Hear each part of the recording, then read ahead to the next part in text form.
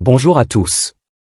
Bienvenue dans cette vidéo où nous aborderons un sujet essentiel pour notre bien-être et nos relations, la recherche de la paix intérieure. Aujourd'hui, nous vous racontons l'histoire d'un homme en quête de réponse, un homme confronté à la tristesse et au mal-être.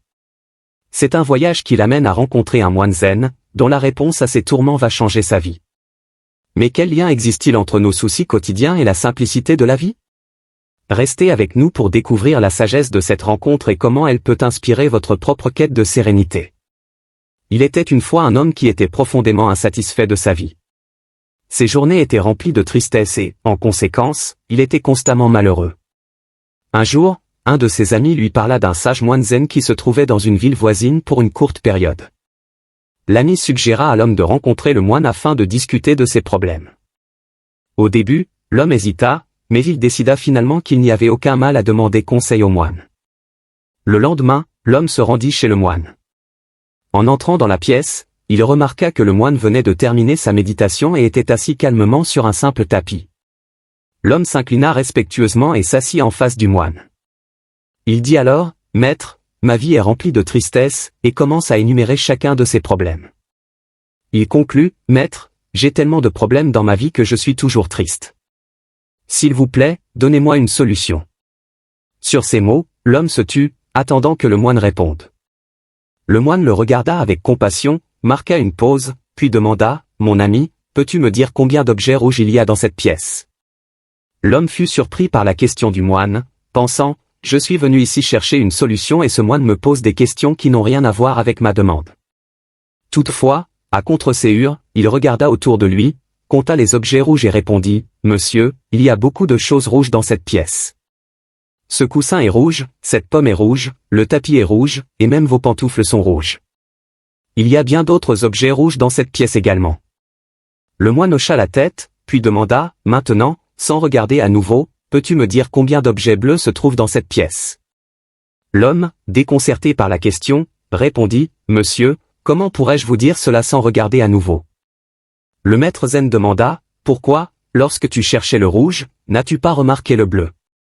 L'homme répondit, « Non, monsieur, quand je me concentrais sur le rouge, je n'ai pas vu d'objet bleu. » Entendant cela, le moine sourit et dit, « Mon ami, voici la réponse à ta question, la vie est bien la même chose.